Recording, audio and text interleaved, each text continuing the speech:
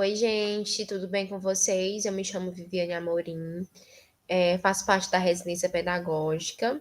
Estarei, lecionando para vocês durante um tempinho. E hoje eu vou falar sobre desenvolvimento sustentável. É um prazer estar aqui através dessa plataforma virtual, repassando os meus conhecimentos. Muito obrigada. Então, vou compartilhar aqui a tela, tá?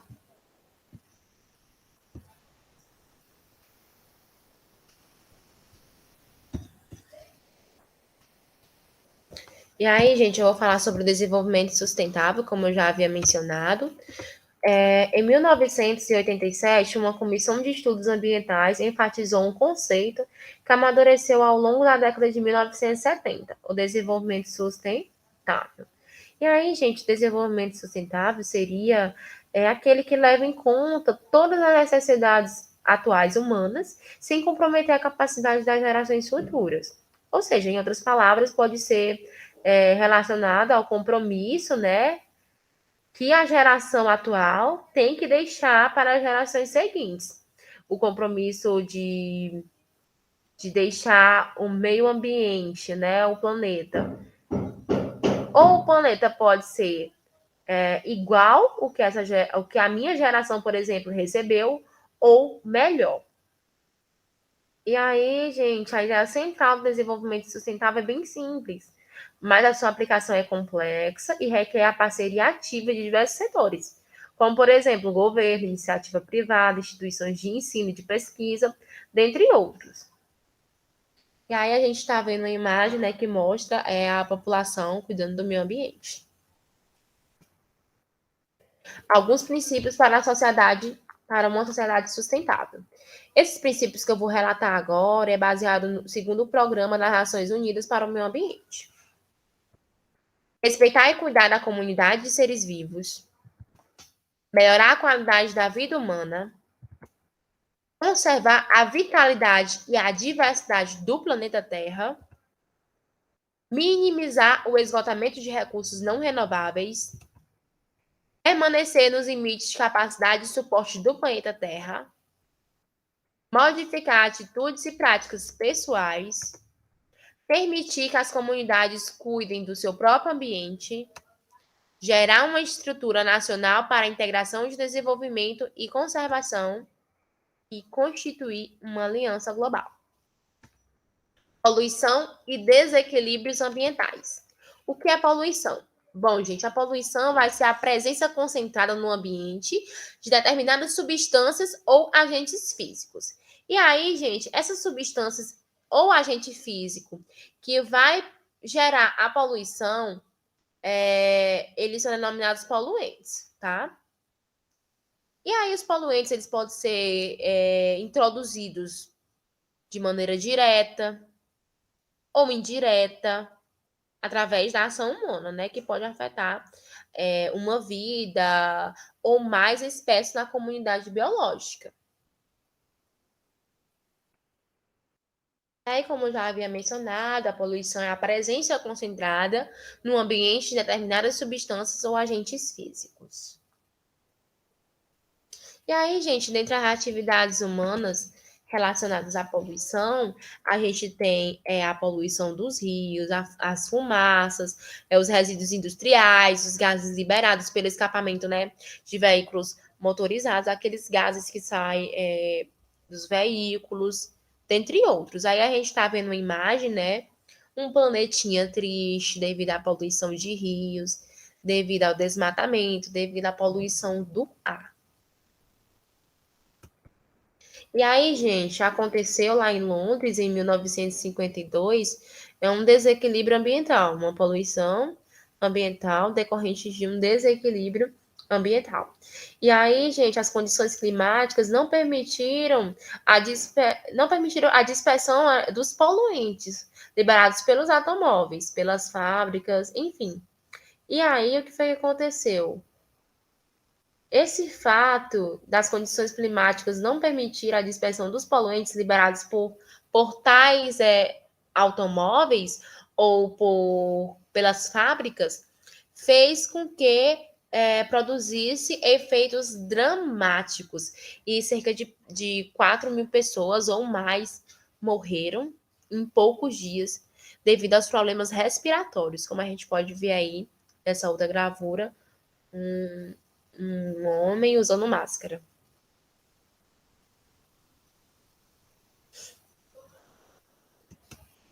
Poluição atmosférica. Bom, gente, a poluição atmosférica é aquela causada pelo ar, certo?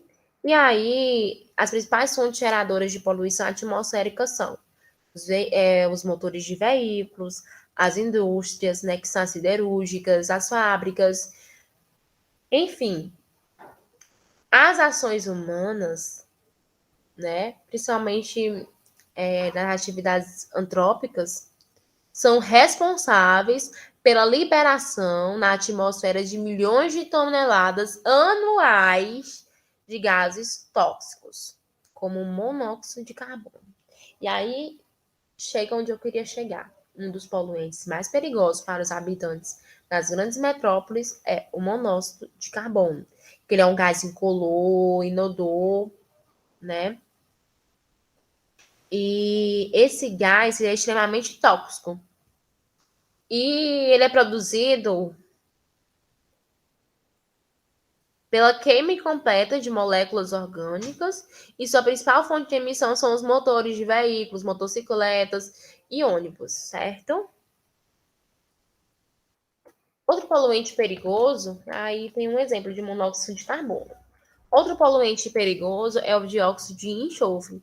Esse dióxido de enxofre é um gás proveniente da queima industrial de combustíveis como carvão mineral, óleo diesel, né, que contém enxofre como impureza. E aí o dióxido de enxofre e também o dióxido de nitrogênio podem provocar bronquite, asma e enfisema pulmonar.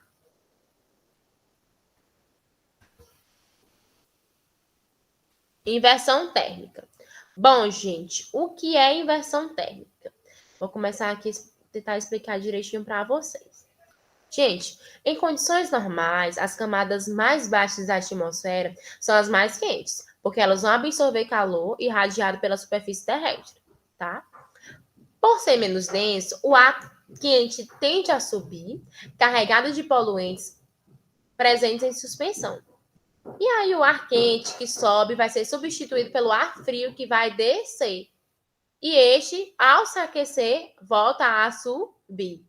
Então, esse movimento ascendente e descendente de ar, denominado corrente de convecção, ele vai ser responsável pela dispersão dos poluentes atmosféricos produzidos em uma cidade. E aí, gente, nos meses de inverno, devido ao resfriamento do solo, a camada mais baixa de ar atmosférico pode esfriar mais que a camada imediatamente superior. E esse fenômeno é chamado de inversão térmica. Nessa figura aí que eu coloquei para vocês, que é a figura lá do livro de vocês, é uma representação esquemática da dispersão de poluentes do ar. E em uma situação normal, tá? À esquerda, e em uma situação de inversão térmica à direita. Elementos fora de proporção de tamanho entre si.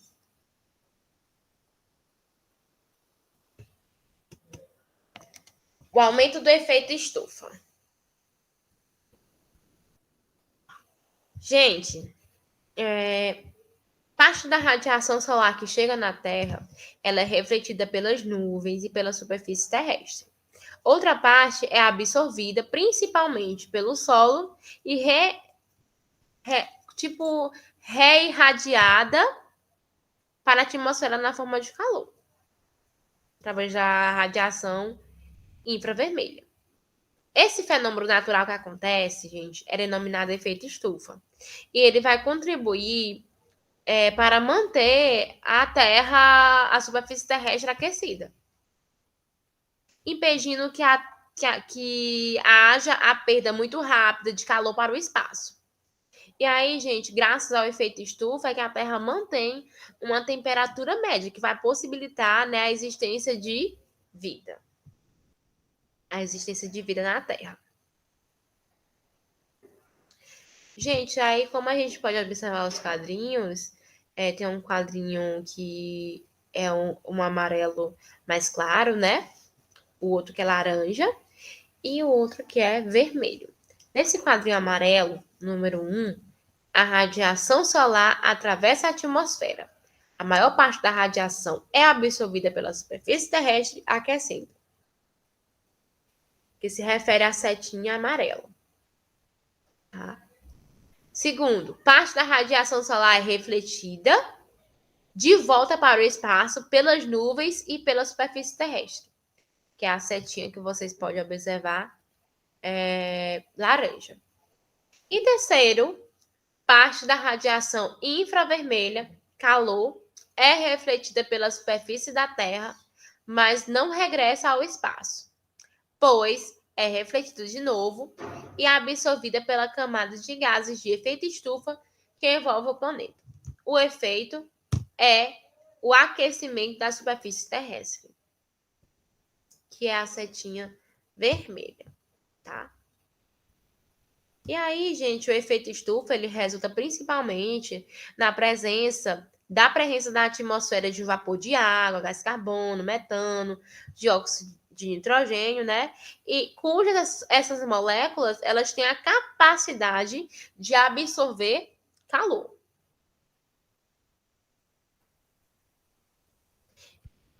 Lá no livro de vocês, gente, tem um tópico que é bastante interessante, que fala que em 2015 foi o ano mais quente da história do planeta, tá? E alguns cientistas ficaram preocupados, né, com a questão dessa temperatura, né? E alguns cientistas, gente, consideraram conservadoras as estimativas da ONU, que os gases que são responsáveis pelo efeito estufa, eles continuam e devem continuar a se acumular na atmosfera. E que devemos esperar uma elevação de até 4 graus Celsius de temperatura média mundial nos próximos 50 anos. Olha só. O aumento significativo da temperatura global, gente, pode trazer grandes mudanças no clima da Terra e pode gerar efeitos bem drásticos, tá? Porque o efeito estufa, ele é importante, né, para manter essa temperatura média do planeta, o que possibilita a existência de vida.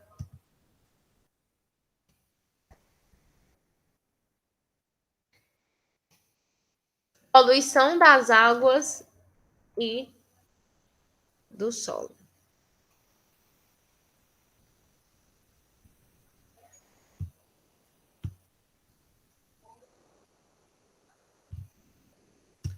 A forma mais comum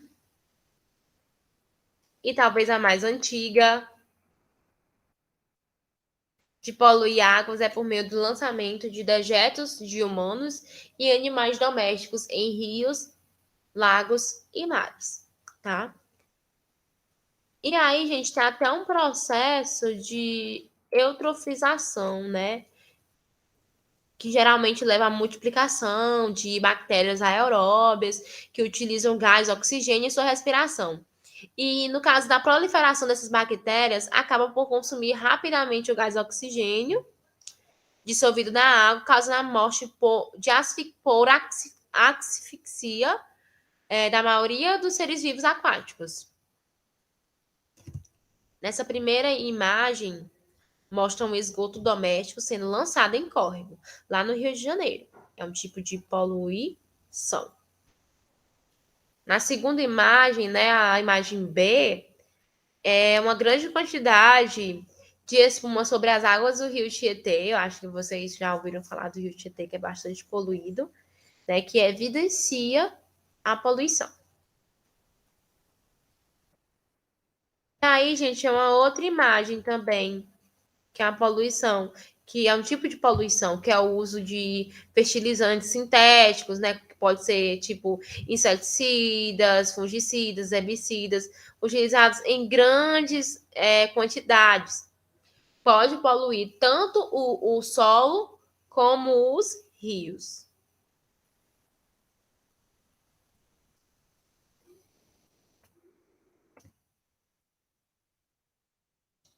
E aí, gente, o problema do lixo urbano. Nos países desenvolvidos, uma pessoa produz em média cerca de 2,5 quilos de lixo por dia. Gente, a quantidade é muito grande. E aí, as pessoas produzem, né, por dia, nos países desenvolvidos, essa quantidade de lixo por dia. O que é que a gente deve fazer?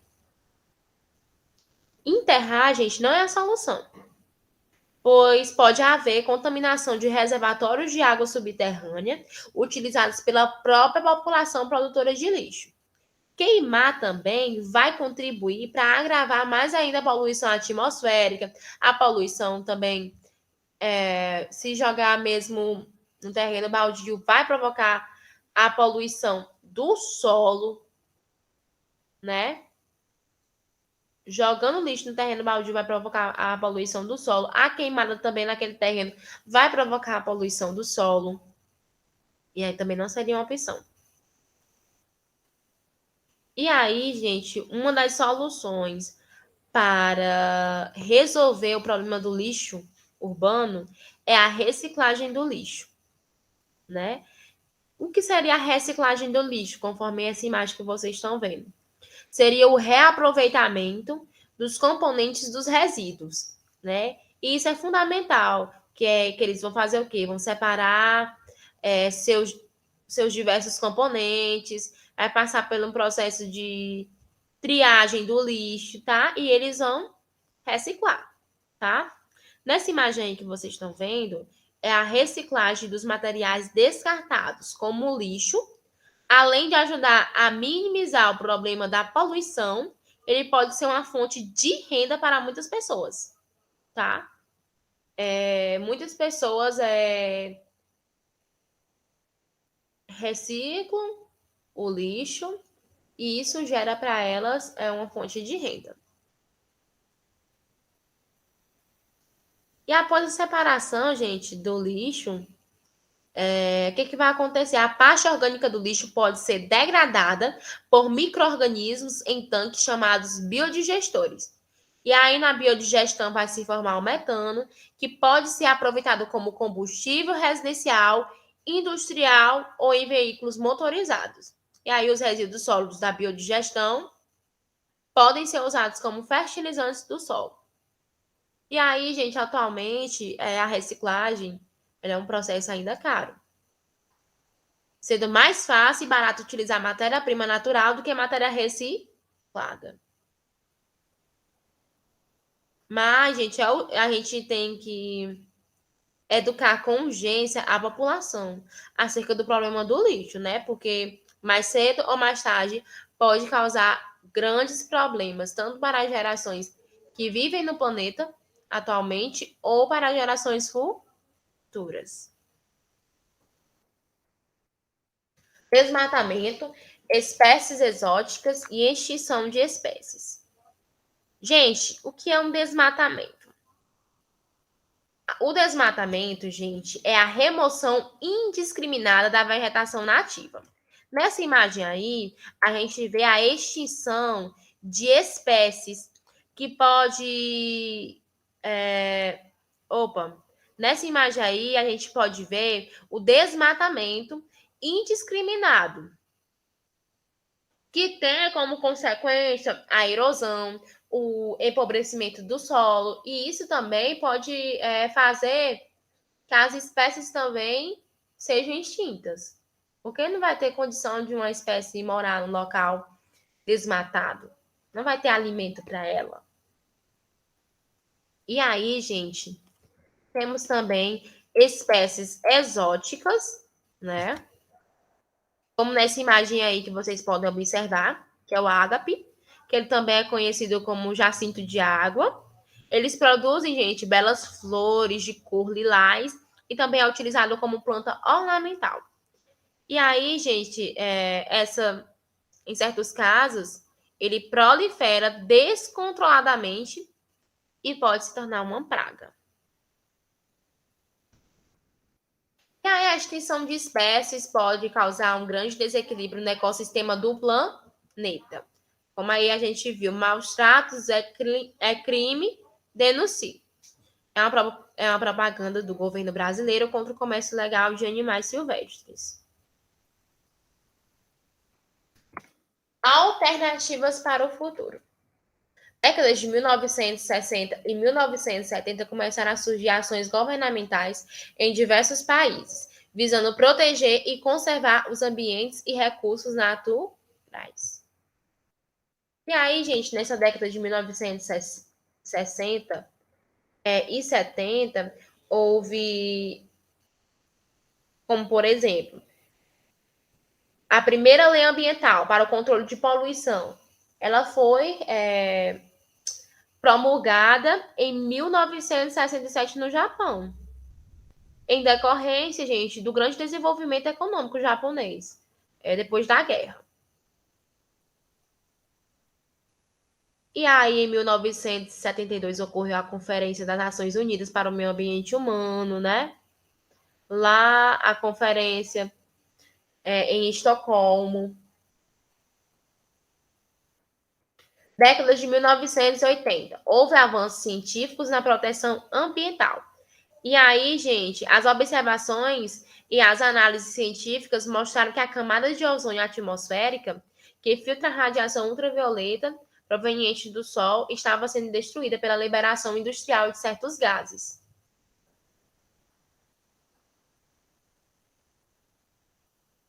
E aí, gente, teve um avanço significativo ocorrido em 1987, que foi a publicação de um relatório pela Comissão Mundial sobre o Meio Ambiente e Desenvolvimento, em que apresentou o conceito, né, de desenvolvimento sustentável, que foi muito importante, né, e depois chamado de sustentabilidade, que foi muito importante para que a população realizasse ações sustentáveis.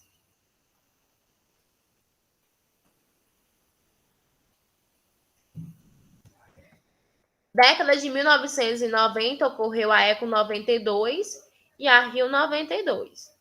Gente, esse encontro foi muito importante para ampliar as ideias e resoluções da Conferência de Estocolmo, realizada há 20 anos atrás. E a década de 2000, que foram feitos complementos ao protocolo de Kyoto. E aí esse protocolo de Kyoto foi ratificado em muitos países, né?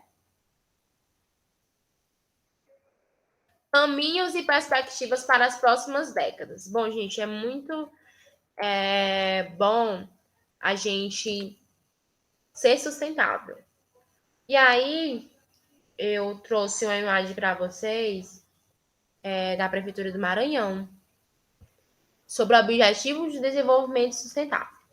Primeiro, erradicação da pobreza. Segundo, fome zero e agricultura sustentável. Terceiro, saúde, bem-estar. Quarto, educação de qualidade. Quinto, igualdade de gênero. Sexto, água potável e saneamento. Sétimo, energia limpa e acessível. Oitavo, trabalho de acho que é gente, trabalho de gente e crescimento econômico. Nono, indústria, inovação e infraestrutura. Décimo, redução das desigualdades. 11º, cidades e comunidades sustentáveis. 12º, consumo e produção responsáveis. 13º, ação contra a mudança global do clima. 14º, vida na água. 15º, vida terrestre. 16º, paz, justiça e instituições eficazes. 17, parcerias e meios de implementação. E aí, gente,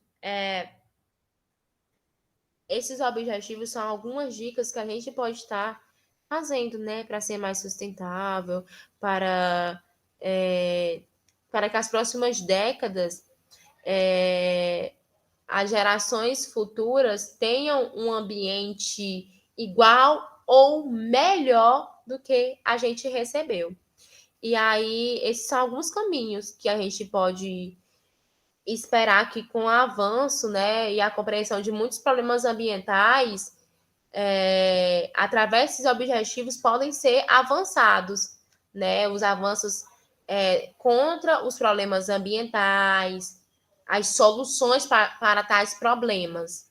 Então é isso, gente. Muito obrigada pela atenção.